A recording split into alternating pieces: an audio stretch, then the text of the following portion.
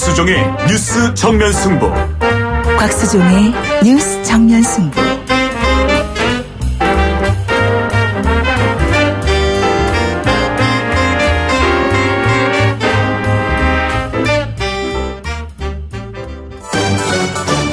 김작이 묻고 곽박이 경제로 답한다.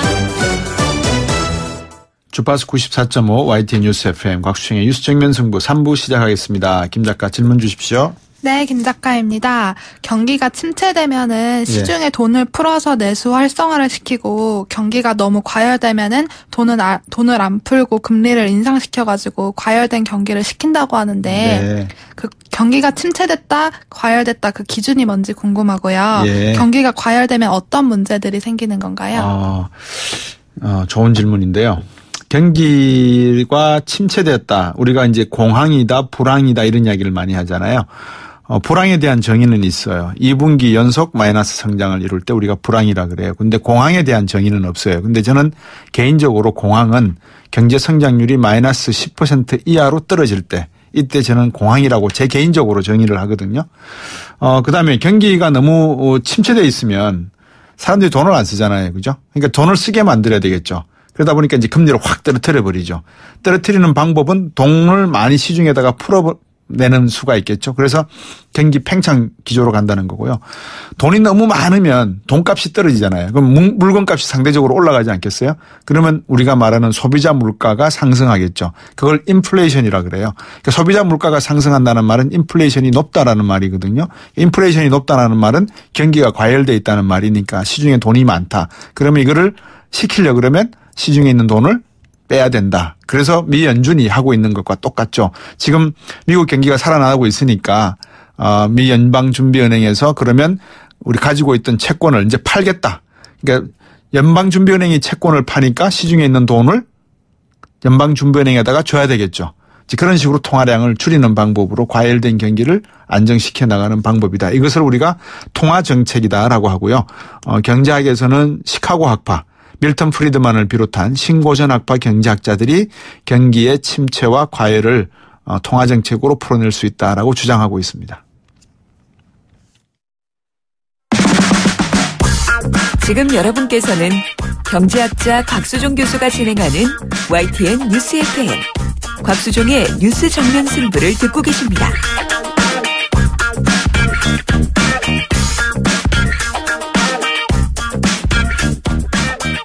제가 앞서 오프닝에서 북한의 미사일 도발 관련한 내용으로 오프닝을 해드렸습니다. 오늘 국회 국방위가 북한의 미사일 도발 관련 현안 보고를 받았는데요. 어떤 내용을 받으셨는지 국회 국방위 소속이죠. 정의당의 김종대 의원 전화 연결했습니다. 안녕하십니까, 임 의원님. 네, 안녕하세요. 네, 오늘도 바쁘게 현안 보고를 받으신 것 같습니다. 네. 28일 북한이 발사한 미사일, 지난 또 4일 발사한 미사일, 4일 건은 ICBM급이라고 했고 28일 건은 ICBM이라고 했고 이 차이가 있는 겁니까? 예, 이제 저번에 4일에 발사한 미사일은 고도가 한 2,800km 올라가가지고 네. 한 6,000에서 7,000km 정도 날아가는 중거리 미사일로에 유사하다. 네. 그런데 이번에는 물경 900km 더 높이 올라갔거든요. 이제는 3,800km인데 네. 이거를 만약에 미국을 향해서 정상 발사했더라면 네.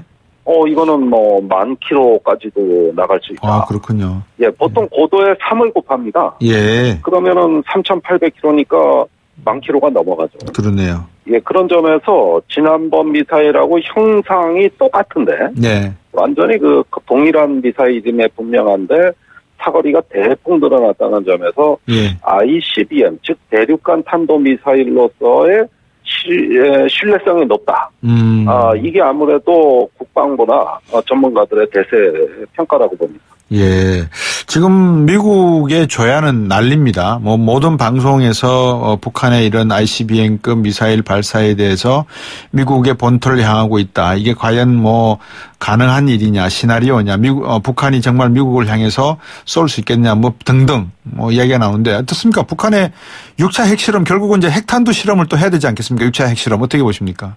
저는 북한의 6차 핵실험의 가능성이 매우 높아졌다고 봅니다. 예.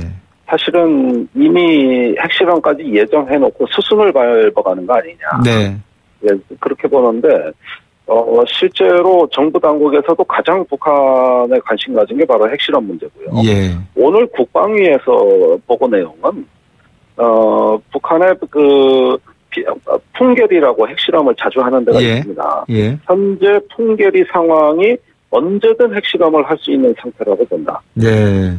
이러면서 상당히 핵실험에 무게를 두는 장관의 답변이 나왔어요. 네. 네, 그런 점에서 뭔가 점차 이게 좀 극단적인 양상으로 지금 치닫고 있는 거 아닌지 네. 굉장히 우려스럽습니다.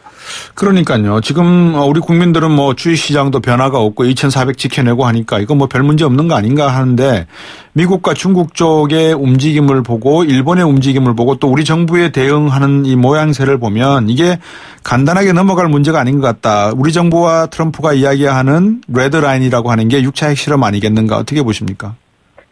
예, 무엇이 레드라인이냐에 대해서는 한미 간의 공식적인 입장은 없습니다. 네. 그리고 레드라인을 걷는 것은 이제는 그다지 신뢰하는 프레임이 아니에요. 레드라인이 깨지면 수단이 없는데. 그렇죠.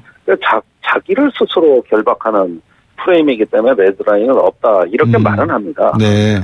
그런데, 막상 핵실험이 진행이 되고. 예. 적어도 미국 조야의 일각에서는 예. 내년 초에, 실전 배치되는 대륙간 탄도미사일. 예. 이래서 미국이 정말로 이제 북한 미사일의 사정권에 본격적으로 진입하게 된다면 네. 이건 뭐 레드라인이고 뭐고 이건 올게 온 거거든요. 예. 예, 그렇게 되면 이제 극단적인 상황이 나올 수 있다고 보시고. 그러니까 김정대 의원께서도 보시기에 북한은 이미 끝까지 갈 거 아니겠습니까, 그죠? 투자한 비용이 있고요. 그러면 예. 이거를 어떻게 제재 조치를 해봤자 소양이 없었다는 건 이미 다 드러났고요. 한국 단독으로 가든 뭐 중국과 함께 가든 북한 제재는 유엔을 통해서 했건 소양이 없다는 게 트럼프 대통령의 한탄이고 분노고요. 어떻게 해결해야 되겠습니까, 이 문제를? 예, 문재인 대통령도 미국과 별도의 우리 독자적인 제재는 없냐 네. 이렇게 또 말씀을 하십니다만 우리 독자적으로 제재할 게 없죠. 없죠. 예. 굉장히 답답한 상황이죠. 예. 그러니까 이런 상황이 이제 국제정치학에서 말하는 딜레마, 안보 예. 딜레마 상황이라고 할 수 있는 건데 네.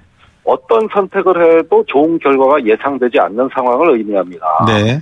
그러면은 지금 이 쿠바 미사일 위기 당시 강도는 그만 못하지만 네. 상황은 유사한 거 아니냐. 네. 그렇다면 이제는 제가 보기에는 상당히 좀 강도 높은 압박, 여태까지 안 썼던 거, 이런 거를 찾는 방향으로 한미가 갈 가능성이 높고, 네. 그러면서도 유일하게 돌파구라고 할 수 있는 그래도 가능성은 적지만 마크 협상을 시도하지 않을까. 예. 지금 이 두 가지 이야기가 미국에서 다 나오고 있어요. 그렇죠. 다 나오고 있죠. 네. 근데 원비어 사태로 인해 가지고 북미 간의 뭐라 그럴까요? 물밑 협상은 사실 이미 끝난 상태라는 지적도 있고요. 여러 가지 우리 국방부로서도 지금 미사일 위협 수준을 대응할 수 있는 거는 verbal provocation밖에 없는 것 같습니다. 그러니까 입으로만 대응하겠다 외에는 뭐 직접 스트라이크 할 수 있는 방법도 없는 거고요. 송영무 장관 얘기를 직접 들으셨을 것 같은데 어떤 것 같습니까? 예, 송영무 장관이 이제 설명한 것은 한국형 킬체인, 네. 북한에 대한 유사시의 선제 공격 옵션을 대폭 강화하고, 네. 핵 잠수함이라든가 또는 미국의 전략 자산 배치와 같은 강도 높은 무력 시위를 통해 가지고 북한을 압박하겠다는 것이 주종을 이뤘습니다. 네. 그런데 아시지 않습니까? 이런 것들이 그동안 안 해본 것도 아니고요. 예, 그런 점에서 이 군사적 옵션이 왜 실패했는가를 먼저 반성해야 되는데, 예. 그것은 대화, 압박, 군사 행동이 각기 따로 놀았기 때문이에요. 네. 지금까지는 압박을 위한 압박, 북한을 어떻게 하면 아프게 할까, 이것만을 목적으로 하다 보니까 소기의 성과가 없었습니다. 예. 그러니까 입구는 있는데 출구가 없어요. 예. 그러면 점점 더 미궁에 빠지고 딜레마적인 상황에 갇혀버리죠. 네. 그래서 물론 저도 얘기했습니다만은 거기에다가 주변 환경이 더 악화됐다. 네. 지금 한미를 또 북중러 이렇게 진영 간으로 갈리는 프레임이 강화됐기 때문에 네. 이런 상태를 방치하고서 우리가 무슨 조치를 한다고 해도 나지 않는다. 네. 문제는 주변국까지도 포함해서 우리가 평화를 촉진자 역할을 할 수 있는 보다 더 과감하고 당당한 네. 이런 외교로 나가지 않으면 안 되겠다. 어떤 걸까요? 예. 예컨대 그 북한이 이제 한반도에서 한미 연합군사훈련 중단을 요구하고 있지 않습니까? 네. 이런 부분을 과감하게 협상 테이블에 올리고 예. 그러면서 북한이 요구하는 어떤 그 평화 체제에 대해서도 논의할 수 있다. 그러면서 조건 없이 대화하자. 이렇게 좀 나갔으면 좋겠어요. 네. 그런데 지금 자꾸 대화에 조건을 붙이니까 더 안 되고 오히려 박근혜 대통령 때보다도 안 된단 말이에요. 네. 그 다 저기 뭐 핵 동결을 위한 뭐 대화 이런 식의 얘기가 있다가 또 언제는 조건 없는 대화는 없다. 예. 이렇게 이야기하다 보니까 이 뭔가 제대로 진영을 갖춰서 아직도 외교안보 정책을 우리가 못 해보는 거 아니냐. 이 점을 좀 빨리 정비했으면 좋겠다. 김정대 의원 말씀하신 한미연합훈련을 뭐 줄인다든지 아니면은 철회한 대신에 북한에게는 디스맨틀먼트, 그러니까 예를 들어서 뭐 핵무장을 갖다가 해체하는 그런 조건을 건다. 이게 북한이 지금까지 해온 방식을 놓고 볼 때 가능할까요? 사실은 예. 많이 때가 늦었다는 느낌도 듭니다. 네. 원래 그 말은 2015년에 북한이 했던 말이에요. 예. 지금 똑같이 얘기한 것이죠. 예. 그런데 그때는 우리가 뭐 이런 지하에 거절해버렸던 것이고. 예. 그런데 그 사이에 확인된 건 뭡니까? 우리가 대화를 거부한다고 하면은 시간은 우리 편이라는 생각으로 거부한 것이죠. 예. 그래서 오바마 대통령은 기다리는 것도 전략이다. 예. 말 그대로 전략적 인내도 그래서 나온 거 아니겠습니까? 예. 근데 결과를 놓고 보니까 시간은 우리 편이 아니고 북한 편입니다. 점점 더 고도화되고 있어요. 그렇다면 네. 제 생각에는 북한이 말했다고 해서 거부하는 것이 아니라 제 생각에는 그렇다면 당신들의 안보 우려도 가져와라. 한번 들어보자. 예. 그런데 우리도 이제 더 이상 인내심이 바닥이 났다. 예. 이거 한번 끝장 토론해보자. 이렇게 조건 없이 좀 갔으면 좋겠어요. 대화가. 네. 어떻습니까? 중국이 사드 철회하라라고 하는 이야기 속에서 결국은 잔여 발사대 4기를 임시 배치 지시하고 지금 우리가 사드에 관해서 한미 동맹을 좀 더 급속히 강화하는 모습을 보이고 있는데 이게 북핵 실험과 미사일 발사에 어떤 대응 전략이 되나요?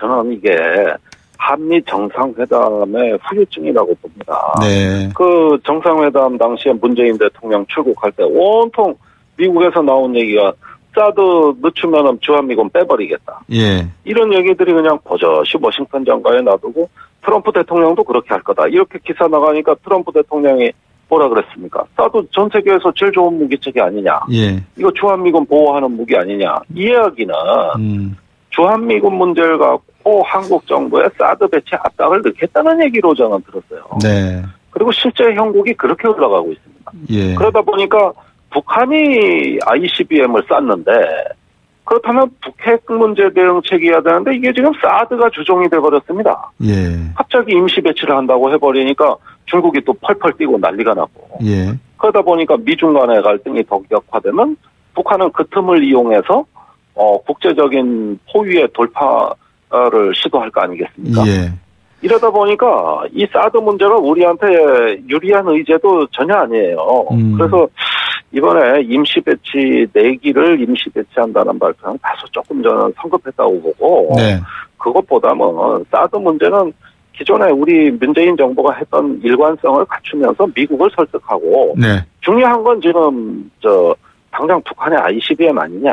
네. 이 문제부터 논의하자. 이렇게 갔으면 어땠을까 생각이 듭니다. 또 다른 하나의 걱정이 트럼프 대통령이 트위터를 통해서 중국이 3,090억 달러의 무역 흑자를 거두는 가운데에 도대체 한 것이 무엇이냐. 중국에 대해서 곧바로 북한 경제 제재가 아니라 중국에 대한 어떤 경제 제재를 취할 가능성도 없지 않아 있는 것 같습니다. 이제 그렇게 되면 결국은 그 역풍은 또 우리 경제에도 영향을 미칠 것 같은데 이게 너무 안일한 안보 정신, 안보관을 갖고 있는 건 아닌가. 어떻게 보십니까? 이게 지금 중국의 한국 경제에 대한 압박이 박근혜 대통령 당시보다 최근에 더 강화됐습니다. 그렇죠. 예. 예, 그런 것도 지금 엄중한 현실이고. 네. 그게 이제 사드가 큰 역할을 했죠, 사실은. 네. 그런데, 트럼프 대통령이 얼마 전까지는 그렇게 시진핑을 축켜 세우더니. 네. 불과 2달 전만 해보십시오. 그랬죠. 100일. 네. 예. 환율 조작도 안 한 아주 좋은 지도자다. 이래 얘기 안 했습니까? 예. 그런데 지금은 또 이렇게 압박하기 바빠요. 그래서 저도 워싱턴에 갔을 때나 미국 손님들 만났을 때 아니 트럼프 대통령은 무슨 생각 그렇게 자주 바뀌냐. 이렇게 되면 한국은 설 자리가 없는 것이 지금까지 미중 간에 갈등이 생기면 북한은 그걸 반드시 이용했다. 네. 그런데 계속 저렇게 중국을 압박하니까 중국이 러시아하고 손을 잡고 있습니다. 최근에. 그렇죠. 요즘 한반도에 대해 중국이 내놓은 성명은 전부 러시아하고 공동 성명입니다. 그러니까요. 중국은 이 의미를 절대 과소평가하지 말라고 말하고 있어요. 네네네. 그러니까 이게 한미일 대 북중러라는 진영 간의 대결 구조로 재편된다는 얘기인데. 네네. 예, 이런 상황이 과연 누구한테 유리한 거냐.